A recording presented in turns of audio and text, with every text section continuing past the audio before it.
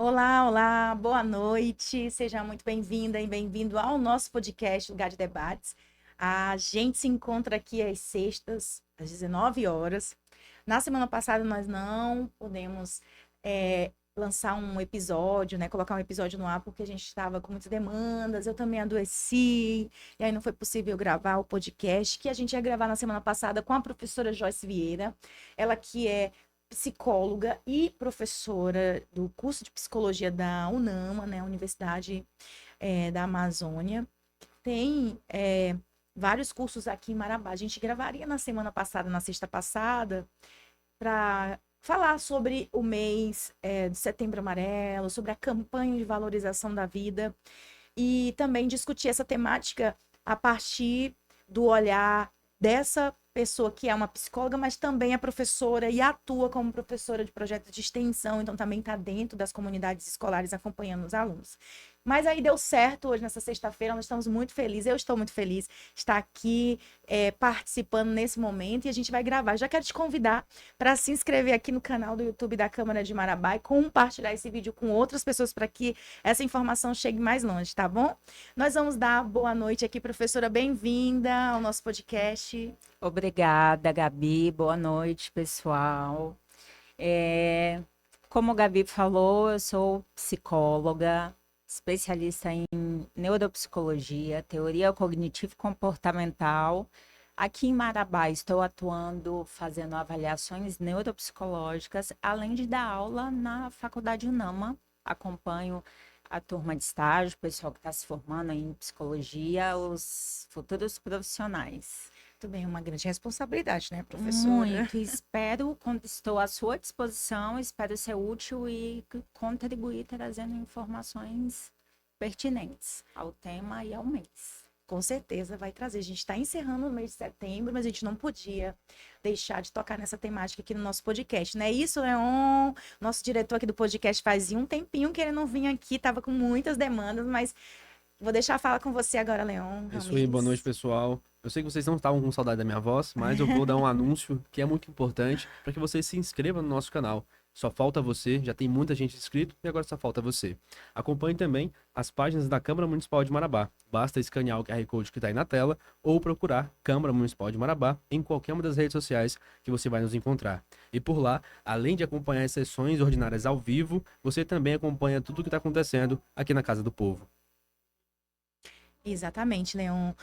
Isso que o Leon está falando é muito importante, hein, gente? Se você quer acompanhar de perto as atividades do parlamento, é só seguir as nossas redes sociais, tá?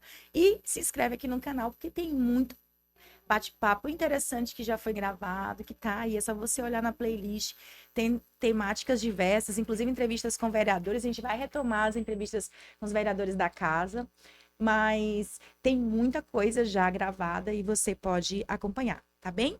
Professora Joyce, então vamos aqui falar sobre Vamos lá. o Setembro Amarelo, né? Primeiro eu quero que você fale para nós, muitas pessoas não sabem por quê. Inclusive, eu já vi pessoas questionando, é tanta cor, por que estão inventando essas, né, essas campanhas, campanhas de cores? E também já vi pessoas questionando, por que falar sobre isso, essa temática, isso incentiva as pessoas, que é a campanha do Setembro Amarelo, né, que é de combate ao suicídio, hoje a gente chama de campanha de valorização da vida, né? Justamente para evitar esses gatilhos. Mas queria que você falasse um pouco aí para o nosso público, né? Por que amarelo, né? Por que o setembro?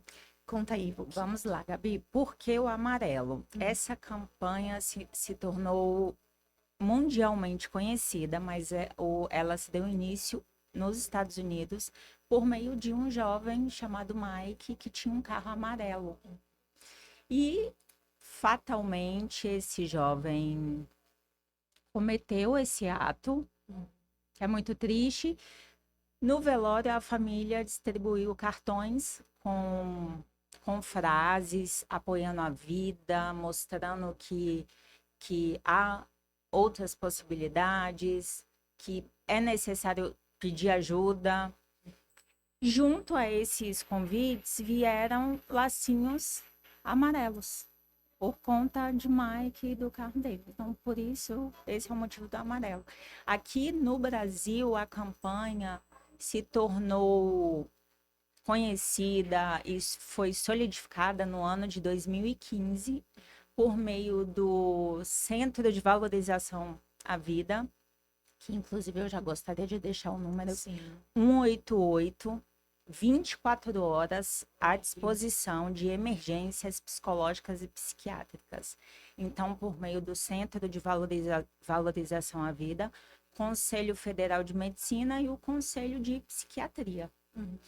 A partir disso, tivemos a oportunidade de trazer a conscientização, a psicoeducação e mostrar para as pessoas que há possibilidade de fortalecer, identificar os fatores que estão gerando as desesperanças, os gatilhos e fortalecer a vida por meio dessa campanha.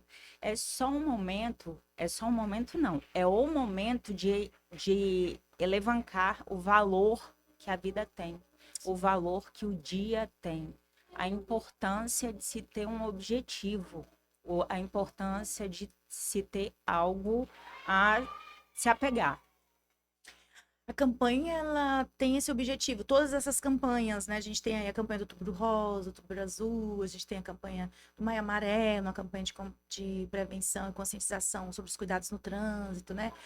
Fevereiro Roxo, sobre fibromialgia e lúpus. Elas surgem justamente para isso, né, professora? Para fazer com que aquele momento a gente tenha essa temática sendo discutida com mais ênfase, não é isso?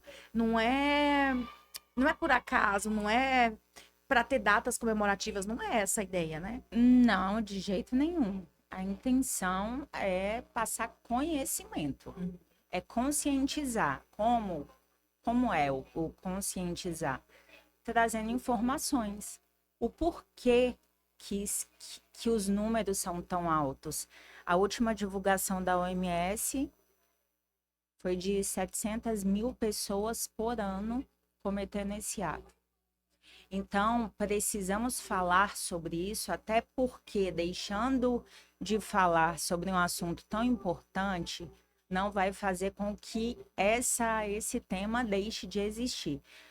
É muito importante trazer conhecimento para que a gente reduza esses números, para que a gente consiga poupar vidas, para que a gente consiga levar esperança, conhecimento, alegria, para que a gente consiga fortalecer as pessoas e mostrar a importância da sociabilidade, da união, de estar presente, de estar junto, do olhar para quem está próximo a você, principalmente. Entendi. E aí muitas pessoas acabam colocando na conta da depressão apenas as ideações, né, para o autoflagelamento, né, para retirada da vida. O indivíduo tenta contra si próprio. E as pessoas colocam na conta só da depressão, mas ele nem era depressivo, ela nem era depressiva, a gente não via e tal. Não, e aí, então, eu queria que a gente falasse sobre isso.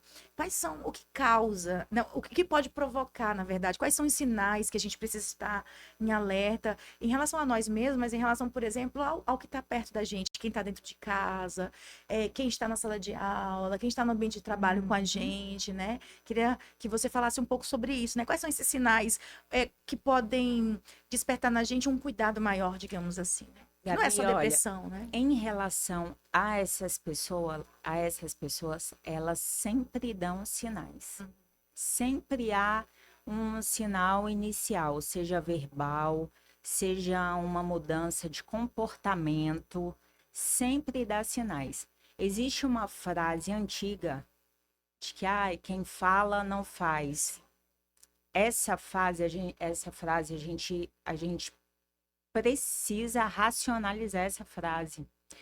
Quem fala é porque já está planejando, já está pensando, provavelmente já esteja elaborando um plano. Então, se a pessoa está externando, está verbalizando, o apoio familiar, o apoio dos amigos é fundamental. Já é um sinal de alerta para quem está próximo. É o momento, inclusive, de buscar esse apoio. Não substitui a intervenção psicológica não substitui a intervenção psiquiátrica, caso seja necessário.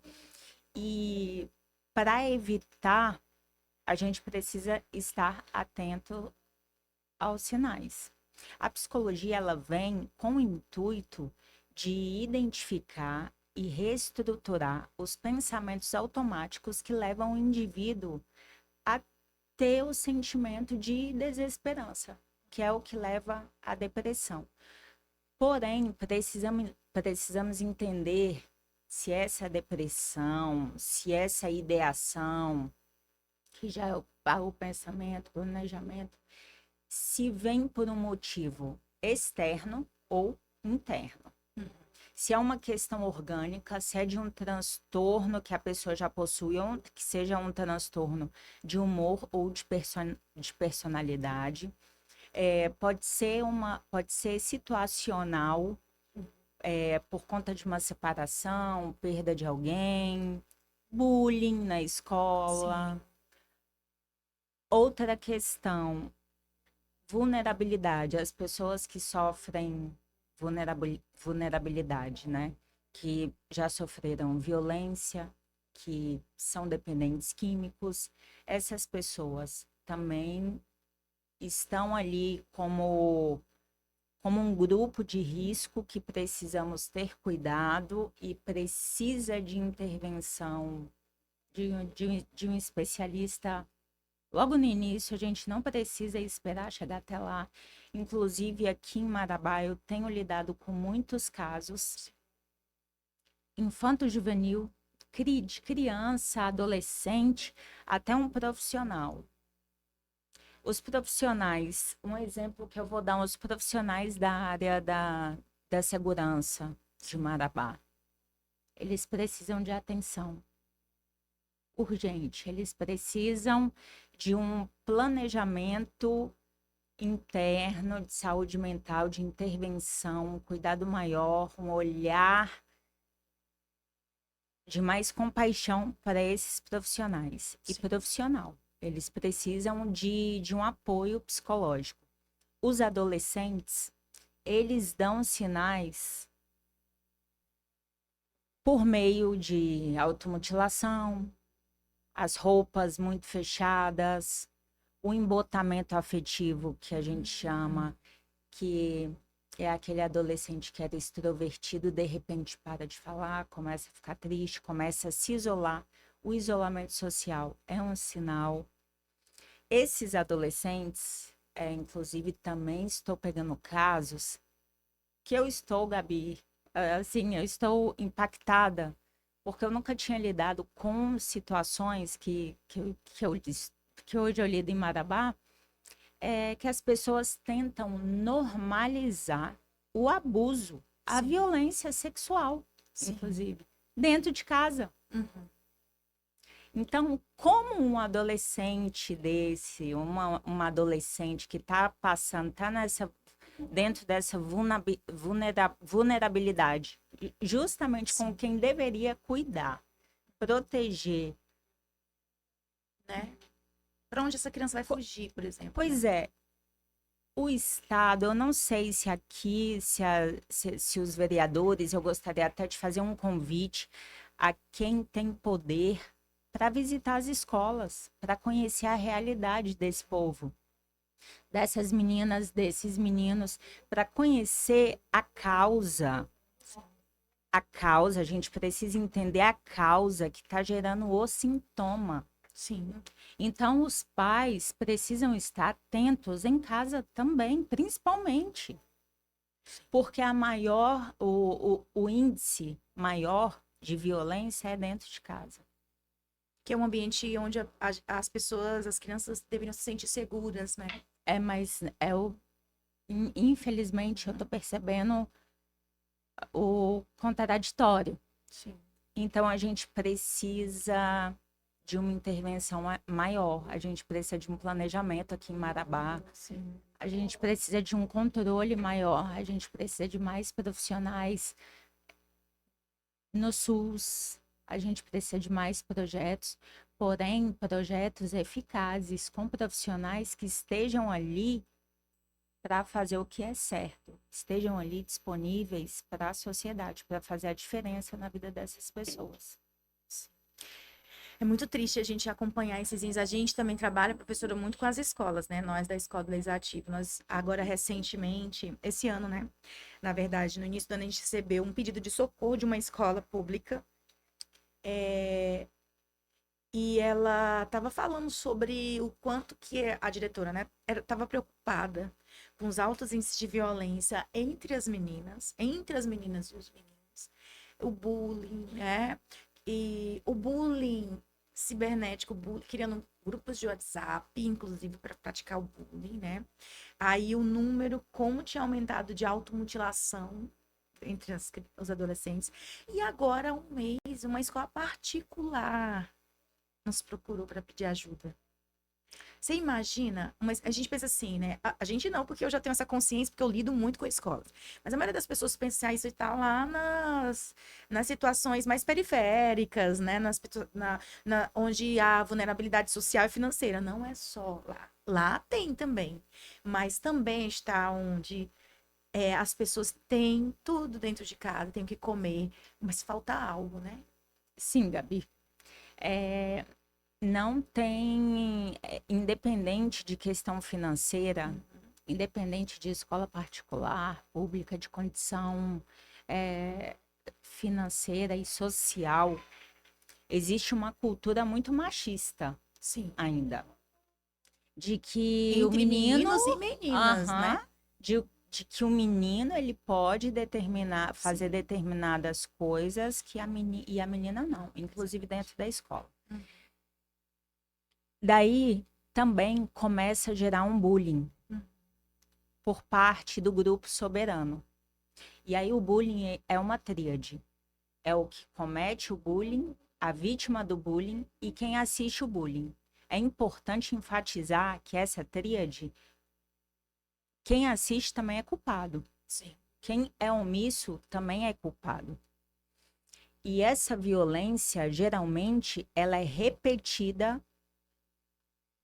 do que eles veem em casa. Sim. A violência que eles sofrem em casa, eles repetem na escola.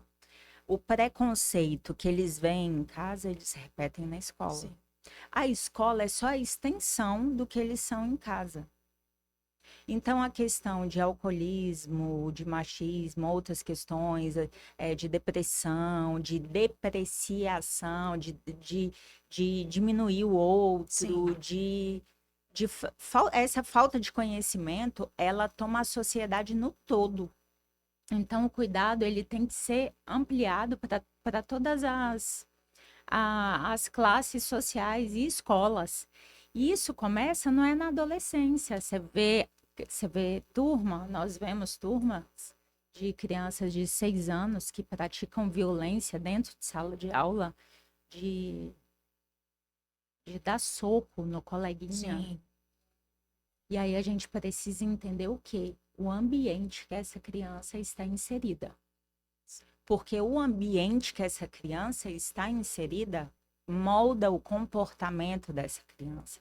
E essa criança vai externar o que ela está sentindo e o que ela aprendeu onde? Na escola.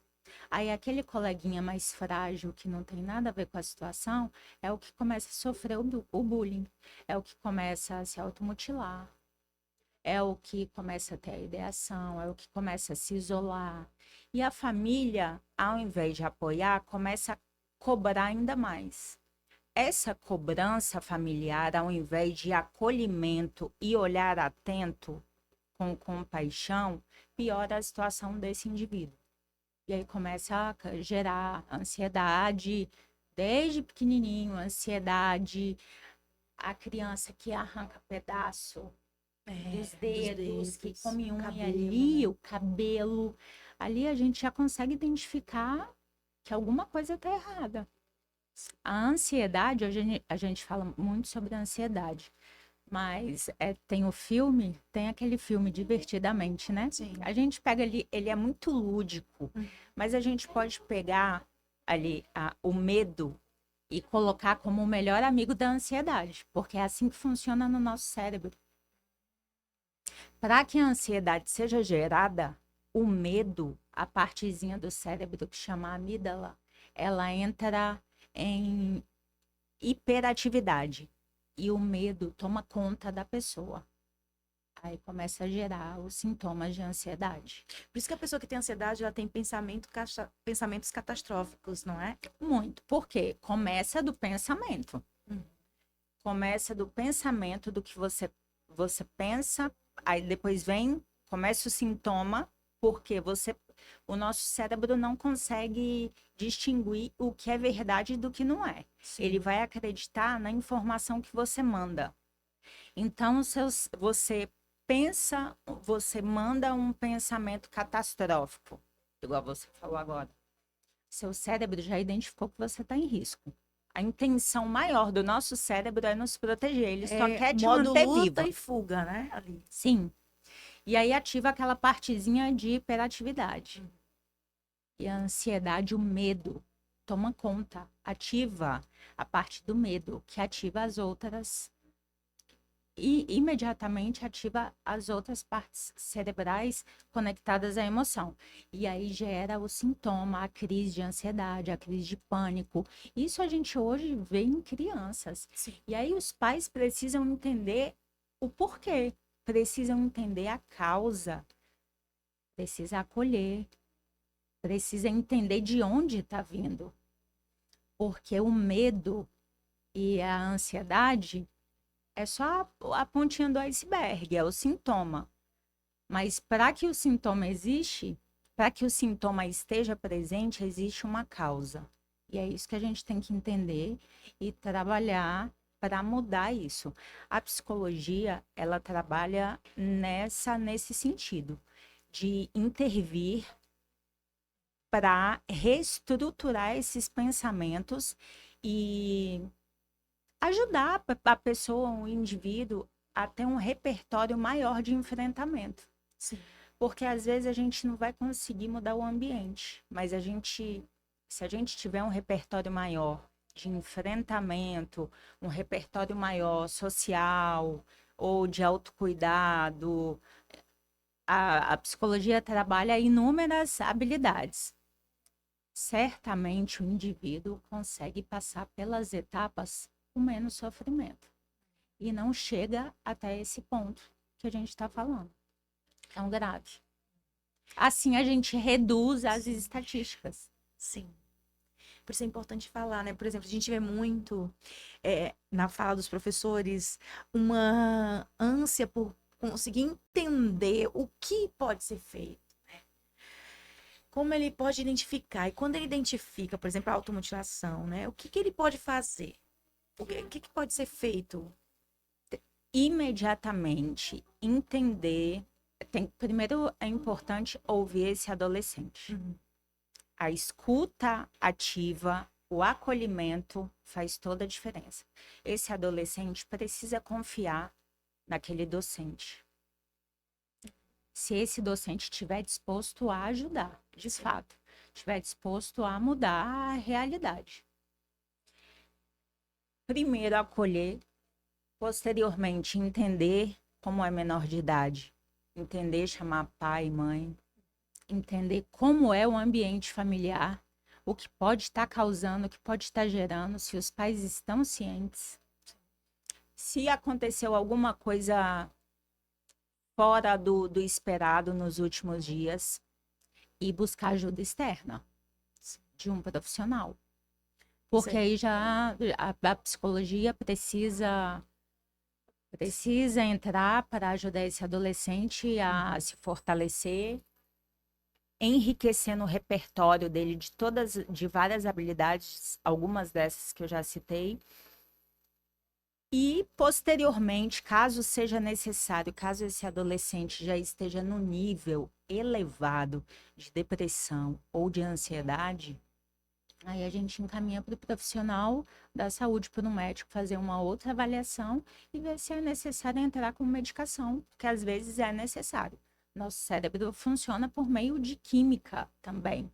Então, se a química, a depressão, a ansiedade, dependendo do nível ali, a gente A química já está desregulada, a medicação entra para equilibrar.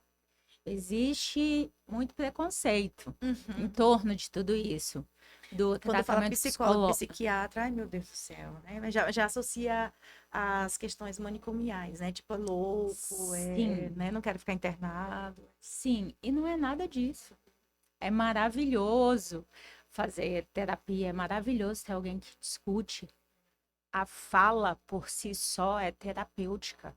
Então, a escuta ativa com o adolescente que está em sofrimento, para que o adolescente esteja se cortando, é porque ele está ele tá em sofrimento tão profundo, ele está com um sintoma, com uma angústia, com uma amargura tão grande que ele prefere sentir a dor do corte a sentir a dor emocional.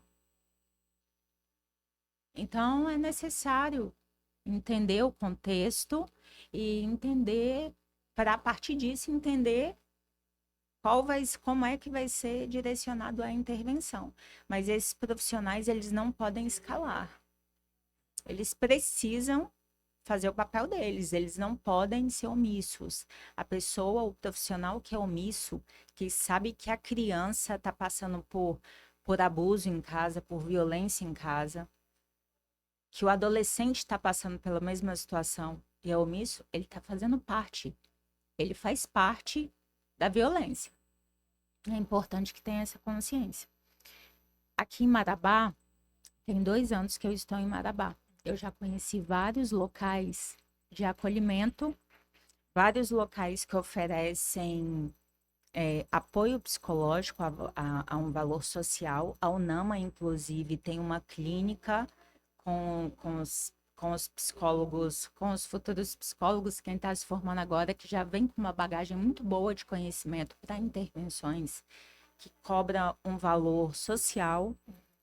E existem outros locais para buscar apoio. Então, o importante é buscar ajuda. É importante que essas pessoas saibam que elas não estão sozinhas. Não se isolar é muito importante. Falar faz toda a diferença. O silêncio vai piorar, vai agravar cada vez mais os sintomas e piorar a situação. Então é necessário falar. Essas pessoas, eu gostaria que essas pessoas entendessem que elas não estão sozinhas.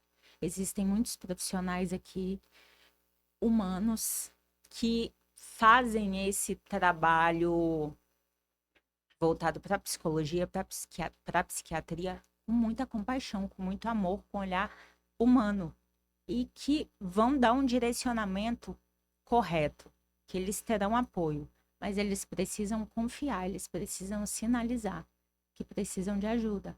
Quem não consegue falar vai demonstrar por meio do comportamento, Sim. porque o comportamento fala. Os adultos em volta precisam estar atentos. É um olhar cuidadoso que a gente precisa ter, né? Isso casa muito com a ideia de empatia, né? De você tentar se colocar no lugar do outro, de você observar o ambiente que você está, de você tratar o outro com cortesia, com delicadeza, com gentileza, Ser né? humano. Ser humano, exatamente. Ser humano resolve, É tão realmente resume simples. tudo, né? É tão simples. Sim. Olhar para o outro com compaixão. Eu- E pensar no que pode fazer para ajudar e não deixar de fazer. Sinalizar. Exatamente, Leon. Eu tive uma experiência interessante ontem. Eu tava um pouco cabisbaixo, né, uns 2 dias, pensando com cabeça cheia. Aí, rapaz, tem um amigo meu que foi morar no Paraná, né? Tem tanto tempo que eu não falo com ele, assim, que ele já tem uns 6 meses que ele está morando fora, né? A gente conversava muito pessoalmente, eu tenho esse conversar pessoalmente. Eu vou ligar pra ele aqui. A gente ficou conversando por 1 hora. Foi tão, foi tão aliviante, sabe? Aliviante? Me trouxe tanto alívio que muito por essa parte de falar, né? De externar aquilo que eu tava sentindo. Porque o homem tem esse negócio de ficar matando na cabeça, né? Fica lá matando, uma semana matando uma coisa. Mas o ato de eu falar, conversar com alguém, me ajudou muito. Muito bom, Leon. Essa fala do Leon é importante. Queria que você falasse sobre muitíssimo, isso. muitíssimo importante. Sim. O que o Leon falou agora ratifica o que a gente trouxe anteriormente, né? Falar é terapêutico. Quando você fala, você movimenta, você ativa ali várias partes do cérebro ao mesmo tempo. Para você elaborar a sua fala, você faz praticamente uma autoanálise da situação com o olhar de agora. Quando você fala de uma situação que aconteceu há 10 anos atrás, você guardou a percepção daquele momento. Hoje, quando você fala novamente, quando você externa essa dor e relabora, e a gente tenta ali reestruturar esses pensamentos, essa fala já vem com um olhar diferente. Então, só de você falar, você já reestrutura com o olhar que você tem hoje, com mais conhecimento. E o falar é terapêutico. É importante falar. É importante ouvir. Ouvir também é ter compaixão pelo próximo. Às vezes o outro só quer alguém que ouça. Não quer nenhum conselho, só desabafar, só conversar, né? Só. Isso é muito importante também o que o Leon falou. Ele falou uma coisa que eu queria trazer aqui, que a gente tem índices alarmantes entre os homens, né? Isso, eu ia falar Sim. sobre isso. Que o Leon trouxe isso, né? Que os homens têm. Eu tem tava aqui dificuldade pensando, de eu tinha externar. outra coisa para falar. Obrigada, Gabi. Por que que eu percebo um índice alto de depressão no meio de policiais? Sim. Por conta dessa cultura de que o homem não tem o direito de sentir. Que eles precisam ser fortões, né? Exatamente. Rudes. E aqui essa cultura ainda é muito real, é muito presente, é muito primitiva ainda. A gente precisa caminhar. O homem, assim como a mulher, tem um cérebro, tem emoções que são natas. O ser humano, ele vai sentir, ele vai ter as sensações, as emoções agradáveis e as desagradáveis, fazem parte do ser. O outro, independente que seja homem ou mulher. No meio da segurança, existe um número maior de homens. Eles têm uma dificuldade muito grande de externar o que estão sentindo por conta da cultura. E daí que vem o perigo. Sim.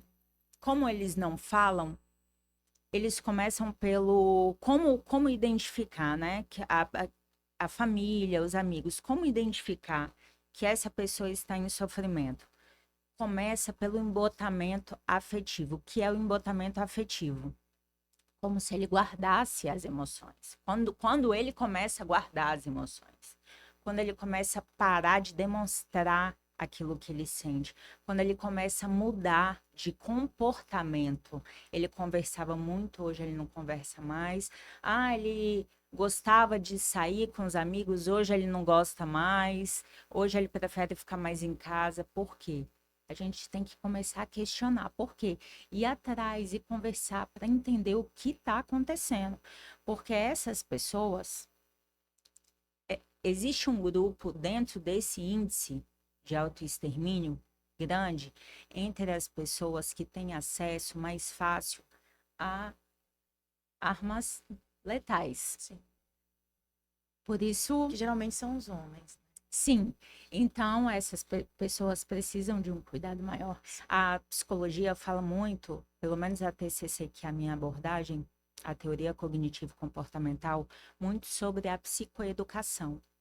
Psicoeducar, falar sobre as emoções, para que o ser humano entenda que é normal ele se sentir triste, para que o homem entenda que é normal.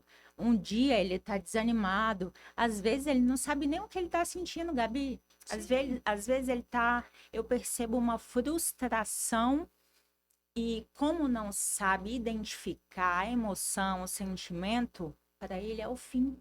Sim. Como assim? Eu não me conheço, né?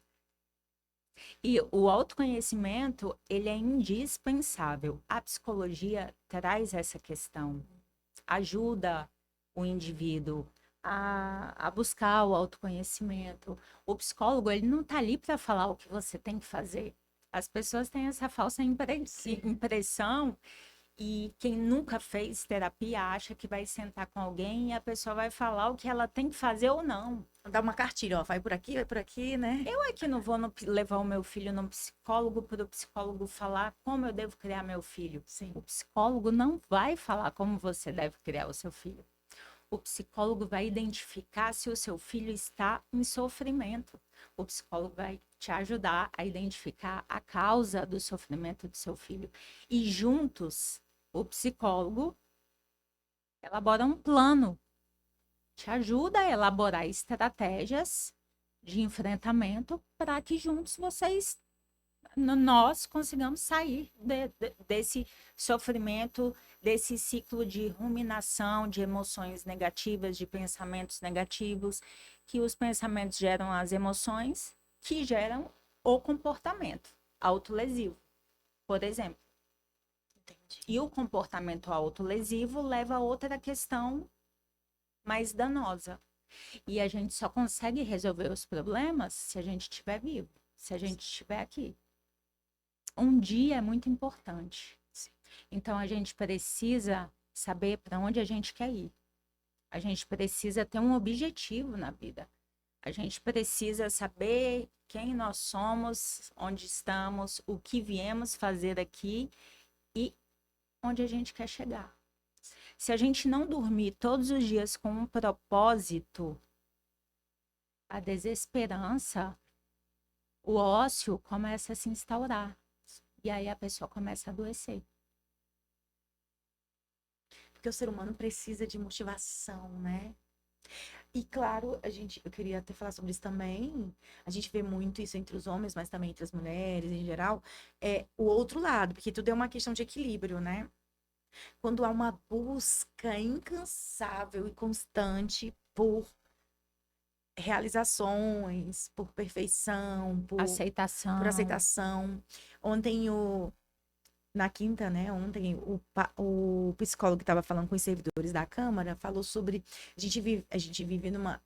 Ele trouxe a citação de um autor que falou que a gente vive numa sociedade da espetacularização, né? Do corpo, dos pensamentos, a gente tem que estar em evidência, a gente tem que estar em busca dentro dos padrões. Critérios exigidos pela Critérios sociedade, de quem? né? Quem inventou isso, né, em algum momento? Às vezes aconteceu e todo mundo está seguindo, né? Então, assim, chega a moda, né? Um exemplo bem simples foi essa febre do morango do amor, por exemplo. Tá, tudo bem, é um doce, mas não é só um doce, não é essa a questão. Aí você vê a falta do propósito. Eu particularmente não comi. Só por Nem causa eu, disso aí, ó. só de raiva. Eu não vou. Quando sair da moda, eu vou experimentar. Mas enquanto isso. Exato. Eu sou do é só time um do doce, é só um doce. Não, gente, não é o doce. Eu não quis nem saber. Pois é. Não é o doce, né? Isso não é o doce. Não é o o que tá doce. por trás É o disso. vazio. Exato. É o vazio, é a necessidade de pertencimento. Por isso as pessoas precisam adquirir autoconhecimento, entender o que elas são e o que elas vieram fazer aqui. Se elas acharem que elas estão aqui a passeio, se a pessoa não tiver um objetivo de vida, se ela não tiver, se todos os dias ela não lembrar aonde ela quer chegar e o porquê dela ter que levantar da cama, aí ela vai comer o morango do amor, a uva Inventar filas quilométricas para pegar um morango do amor. Né? Aí vai entrar nessas modinhas por falta de pertencimento, não sabe onde chegar, tá com a mente vazia. Eu lembro, aí teve anteriormente o Bob Good, né, que era aquela pintura que é terapêutica, né, digamos assim. Aí só que tempo, né? E aí assim, eu vi crianças entrando em choro, aí querendo que os pais comprassem, e aí tava muito caro. Não, e quando é criança, a gente ainda entende. E adulto, né? Pois é. E isso é muito danoso, né, para a saúde mental, né? Professor, é muito danoso para o comportamento humano, porque isso causa muita frustração. Eu não estou inserida nesse grupo, eu não tenho Bob Good, eu não comprei, não pude comprar o Morango do Amor, né? Não tive dinheiro, quer dizer, aí eu não tenho nada, aí começa, né? Eu não estou, aí vem os outros que ficam, tu não tem, eu tenho isso e tal. Então é uma busca por uma busca constante de um ideal que é inalcançável, porque Mas é a comparação, sim, né? Hoje, com as redes sociais, a comparação tem adoecido muita gente. Tem gerado ansiedade, crise de ansiedade, pânico, depressão, porque a pessoa entra na rede social. O nosso cérebro, ele tende a economizar energia. Então, você entra ali, o seu cérebro acostuma com o que é fácil, ele vai querer o que é fácil, porque ele está poupando energia. exato. E você perdendo seu tempo, e você deixando de produzir, e você Deixando de perdendo o seu viver. propósito de vida, Aham. você deixando de ser altruísta, deixando de olhar para o outro, deixando de compreender o ambiente que você está inserida. E aí, há essas situações que hoje a gente veio falar, o motivo maior, vão passando despercebido, as pessoas vão adoecendo, porque a depressão ela não tem cara. Às vezes, quando você anda tanto de cabeça baixa, olhando ali no celular, quando você levanta, você só vê a pessoa sorrindo, você acha que tá tudo bem, daqui a pouco você fala, ué, mas fulano vivia sorrindo. Não esperava. Não, ele não vivia sorrindo. Ele já vinha dando sinais. A gente não conseguiu ver porque não olhava, né? Eu acredito, assim, para além da psicologia, que a gente tem que ter um propósito de vida e que a gente tem que evoluir como espécie. Sim. A gente precisa olhar do outro. E o que a gente puder fazer para aliviar a bagagem do outro, a gente tem que fazer. É verdade. Olha, o tempo passa muito rápido, nós já estamos caminhando para o fim, mas eu queria entender o seguinte também. Acho que quando a gente olha, por exemplo, os adolescentes, eu quero ainda falar de dois temas, mas ainda continuando nessa da espetacularização das redes sociais, né? Eu observo assim, o perfil. Os adolescentes, por exemplo, eles não querem tirar foto, né? Existe uma. Não quero tirar foto assim, se fosse ali tirar uma foto, por exemplo, de um grupo, de um evento, eles não querem aparecer, é um direito, só que tem uma questão por trás que eu percebo, né? Eu não tô bonito. Não, meu cabelo não tá bom. Não, o outro, meu corpo, não se aceita, né? E isso, claro, isso não é só de hoje, das redes sociais. A gente convive com isso na humanidade há muito tempo, não se aceitar, porque existe um padrão que você precisa alcançar, um padrão ideal. E aí, não tem nenhum problema com quem toma, por exemplo, Mondiaro, não é isso, né? Mas assim, por que a grande quantidade de pessoas tomando Mondiaro hoje em dia? Mesmo eu vi pessoas que não estão na categoria de obesidade tomando para perder aquela barriguinha daqui, para tirar aquele colotezinho que tá ali, assim, em busca de procedimentos inúmeros. Inclusive, a gente vê isso na adolescência também, né? Pela busca do corpo daquela pessoa que foi, inclusive, obrigada a ter aquele corpo para ser aceito na televisão, para ser aceito no cinema, sabe? Gabi, eu lembrei agora de uma frasezinha de Sócrates. Sócrates relacionava a felicidade à evolução moral. Sim. Existem várias dimensões da nossa vida que a gente precisa cuidar. É intelectual, tem a questão de saúde, relacional, tem várias questões. E às vezes a pessoa não tem conhecimento sobre isso. A pessoa não sabe nem o que é isso, ela não sabe para onde ela está indo, como ela vai adquirir autoconhecimento, como ela vai em busca de evolução moral, como ela vai entender que todos os dias ela precisa parar e fazer uma análise Quem eu fui hoje? O que eu fiz hoje? Será que eu agreguei alguma coisa na vida de alguém hoje? O que eu fiz por mim hoje, que é o mais importante, você precisa estar de pé para ter esse olhar externo. O que eu fiz por mim hoje? Então, essas pessoas que vivem nesse mundo em busca de pertencimento e não sabem para onde vão, são essas pessoas que não adquirem conhecimento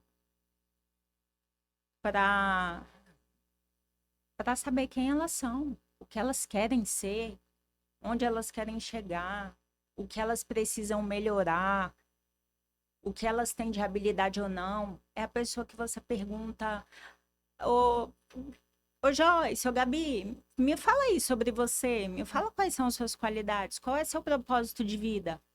É a pessoa que não sabe. Ela não sabe para onde está indo. Então, qualquer caminho serve, né? Como diz aquele filme de O Alice, gato. né? O gato. Gato do. Quem não sabe para onde está indo, qualquer caminho serve. Então, qualquer modinha a pessoa vai seguir e vai sofrer, Gabi.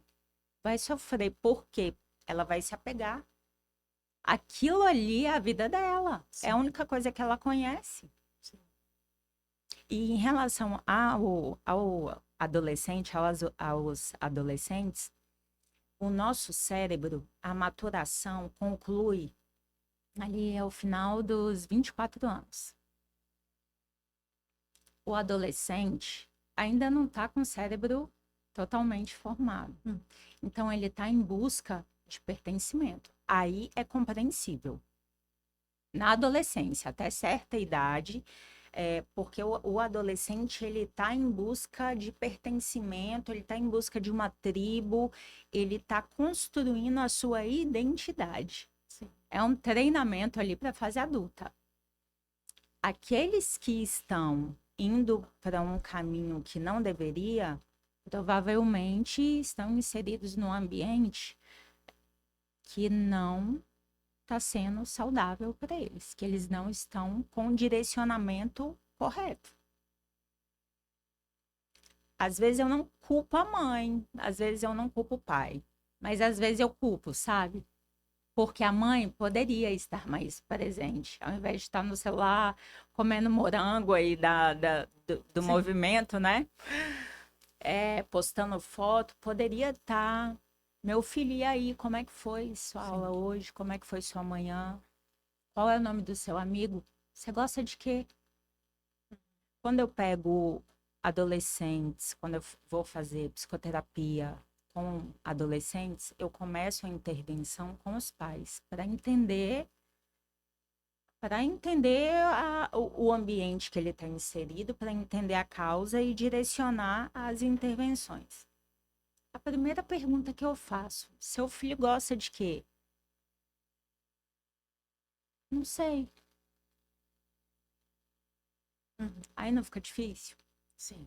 Os pais precisam se aproximar dos filhos para ajudar os adolescentes a construírem uma identidade saudável, uma identidade que seja sólida. Porque no futuro eles saberão para onde seguir. Eles saberão o que estão fazendo, para onde eles vão. Eles serão seres humanos, serão adultos justos. A maioria dos traumas dos adultos surgiram dentro de casa, né? Infelizmente, Sim. né?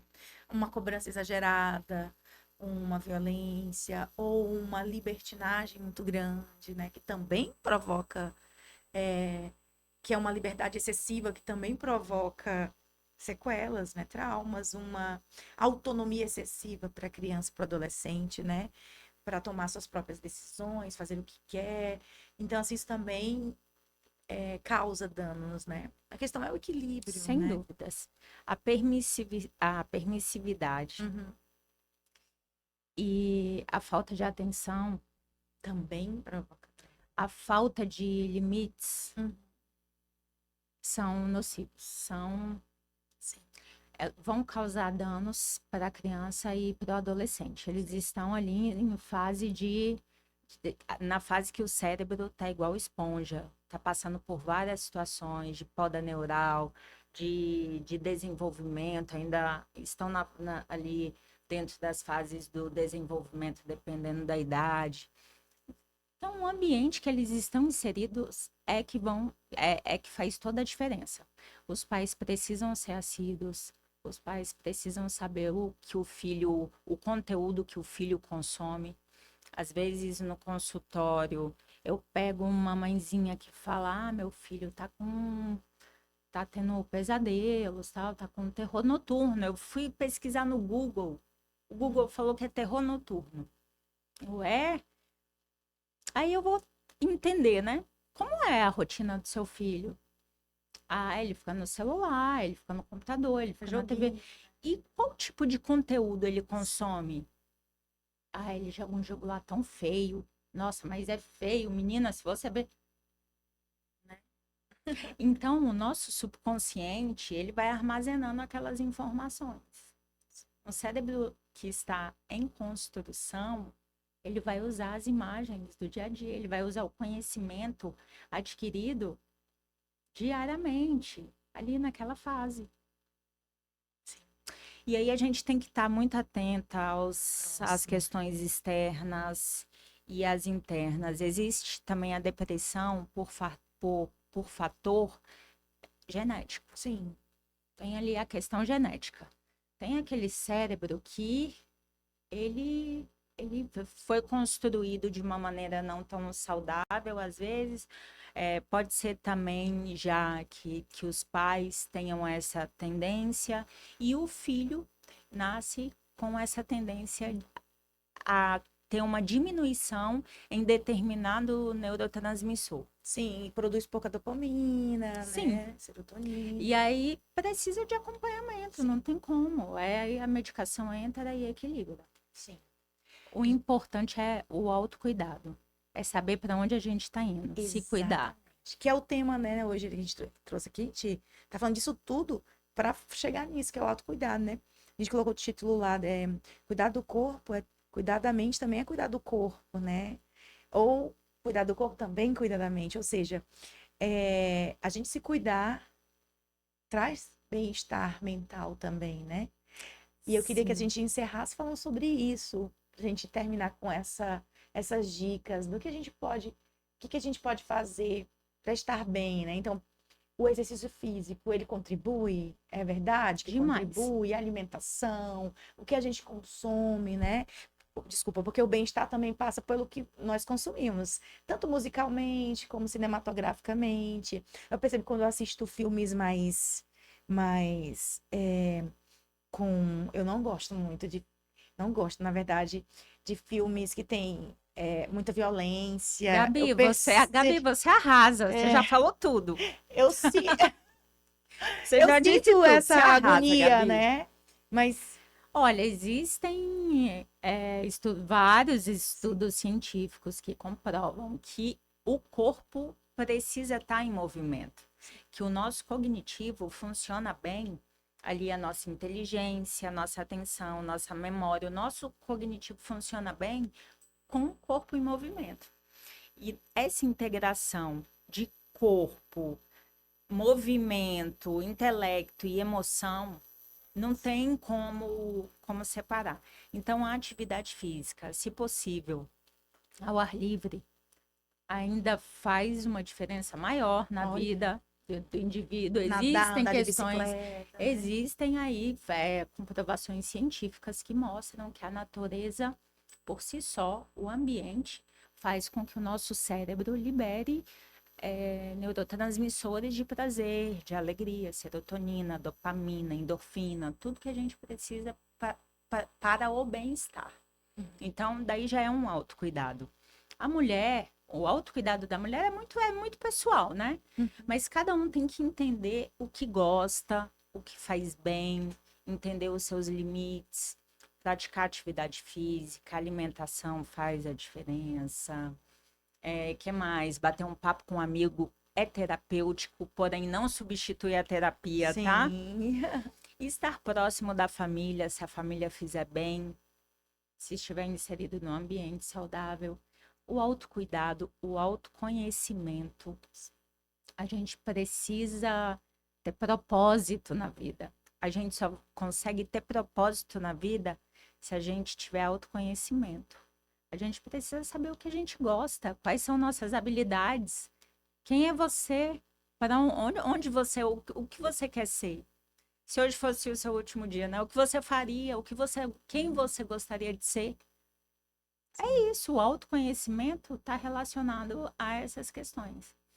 Então, quando a gente adquire o autoconhecimento junto com o autocuidado, a gente tem ao que se agarrar. Hoje a OMS permite que a gente fale sobre espiritualidade, que não tem nada a ver com religião. Sim.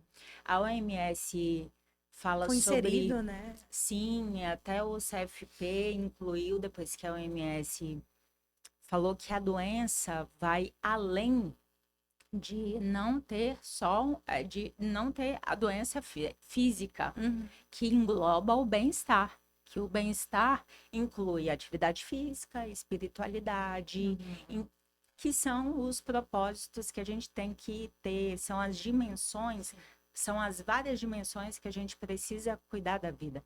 Então, quando a gente estiver no ócio, quando a gente começar a sentir que está indo para aquele caminho de ansiedade, de depressão, falar, opa, se observar, se analisar. Opa, para onde eu estou indo? Eu quero ir para onde eu tenho que ir? E fazer essa autoanálise. O que eu já fiz por mim hoje? Já fiz o que eu tinha que fazer? Não. Então, pode ser isso. Ir atrás de quem você quer ser. Exatamente. Muito bem. Olha, que bate-papo mais interessante. Aprendi muita coisa, né? Hoje, muito obrigada, professora. Assim, e eu acho que o que a gente tira daqui hoje, desse bate-papo, é a ideia de que a gente tem que praticar o autocuidado, né? E o autocuidado passa, porque nós somos esse ser integral, né? Passa por todas essas esferas, Sim. né? Física, mental e espiritual. Espiritual no mais amplo sentido, não é de religião em si só. Não, é de autoconhecimento. Que às vezes tem uma religião que tem certos ambientes religiosos que faz mal, né? Não, e eu fiz questão de ratificar. É. Não estou citando religião. Sim. A espiritualidade vai além. É nessa crença maior, Entra né? em propósito Sim. de vida, Sim. autoconhecimento, é muito maior. Então, acho que a gente tira isso daqui, né? Essa ideia de que nós precisamos cuidar de nós e cuidar do outro. Porque cuidar do outro faz muito bem para nós, principalmente, né? Em primeiro lugar, é uma satisfação que é mais nossa mesmo do que o outro. E cuidar do outro nessa ideia de não esperar em troca. É de ser humano mesmo, né? Eu queria abrir, então, aí para o Leon falar, né, para fazer as Eu gostaria de te considerações. agradecer também. Ah, não, mas eu vou abrir para você. É só Tá para o bom. Leon dar os informes ali, aí eu volto com você para fazer bem. suas considerações finais, sim. Ah, tudo bem. Pessoal, eu acredito que essa conversa maravilhosa merece a sua inscrição no nosso canal e a curtida desse vídeo, não merece? Então, por gentileza, desça um pouquinho aí na página do YouTube, clique no joinha e se inscreva no nosso canal. Só falta você. Acompanhe também a programação da Câmara Municipal de Marabá, escaneando o QR Code que está aí na tela. Por esse QR Code, você vai acompanhar tudo o que acontece em todas as nossas páginas, tanto no Facebook, no Instagram, no X, onde você procurar, você vai nos encontrar. Basta procurar Câmara Municipal de Marabá. Muito bem, muito obrigada. E aí, a gente vai agora ouvir as considerações finais da professora Joyce, que também é psicóloga, ela falar um pouco para a gente aqui, resumindo tudo que você falou aqui ao longo desse episódio de hoje. Eu queria te agradecer, mas antes eu vou fazer uma consideração aqui Sim. rapidinho. Ô, Gabi, eu gostaria de deixar uma reflexão do público para que as pessoas comecem a analisar a frequência e a intensidade das emoções, principalmente as negativas, para que a gente consiga diminuir esses índices do Setembro Amarelo. A gente consegue reduzir observando. observando a frequência e a intensidade do sentimento negativo. E também a gente precisa entender que não importa o que fizeram com você, o que importa é o que você vai fazer com o que fizeram com você. O que passou a gente não consegue mudar, a gente consegue fazer diferente de agora em diante. Então, a partir de hoje, para quem foi válido, para quem tiver gostado do nosso bate-papo, quem achou interessante, eu sugiro que comece a colocar em prática a ação, o movimento. A vida quer da gente movimento e coragem. Começar a traçar um plano. Quem eu quero ser, aonde eu quero chegar. E você não está sozinho. Nós estamos aqui. Marabá está cercada de profissionais muito bons. Existe a clínica da UNAMA que cobra um valor social para pessoas carentes. Existem as outras clínicas. E, enfim, eu desejo saúde, paz e equilíbrio a todos, principalmente para você, Gabi, Leon, vocês dois, muito obrigada pelo convite, foi uma satisfação, é uma satisfação, está sendo uma satisfação imensa estar aqui com vocês. Espero ter colaborado e sempre que precisarem, estarei à disposição. Boa noite a todos. Professor, eu agradeço muito sua participação, sua disponibilidade, foi muito enriquecedor. E agradecer, né, por seu trabalho que tem sido realizado nas escolas, né, através dos projetos de extensão, aos seus alunos e alunas que estão dedicadas aí no chão da escola, contribuindo, acompanhando. Muito obrigada mesmo. E dizer, gente, que se você quiser pedir ajuda e não tiver como ir a algum lugar, é só discar 188. É gratuito. Vai ter sempre alguém do outro lado da linha para falar com você. Você nem precisa se identificar, né? Exatamente. Mas pode pedir ajuda. Peça ajuda para alguém, para um amigo, para um familiar, para quem você tem de confiança. Mas peça ajuda. Você não está sozinho, você não está sozinha. A vida, ela vale a pena, tá bem? E aí, por fim, eu quero encerrar aqui lendo um trechinho só do texto, porque a gente falou sobre isso aqui. É um texto... É uma reflexão que o Rubem Alves trouxe para nós, um grande escritor, né, de literatura brasileira, sobre a escutatória, que é esse olhar que a gente tem que ter para o outro, né? Então, eu quero encerrar lendo esse trechinho, porque é uma crônica grande, é uma reflexão grande, um texto grande. Quem quiser acompanhar, está disponível aí. É só colocar na pesquisa Escutatória Rubem Alves, que você vai encontrar. Diz assim: eu sempre vejo anunciados cursos de oratória. Nunca havia anunciado curso de escutatória. Todo mundo quer aprender a falar, ninguém quer aprender a ouvir. Pensei em oferecer um curso de escutatória, mas acho que ninguém vai se matricular. Escutar é complicado e sutil. Diz o Alberto Caeiro que não é bastante não ser cego para ver as árvores e as flores. É preciso também não ter filosofia nenhuma para enxergar. Filosofia é um monte de ideias dentro da cabeça sobre como são as coisas.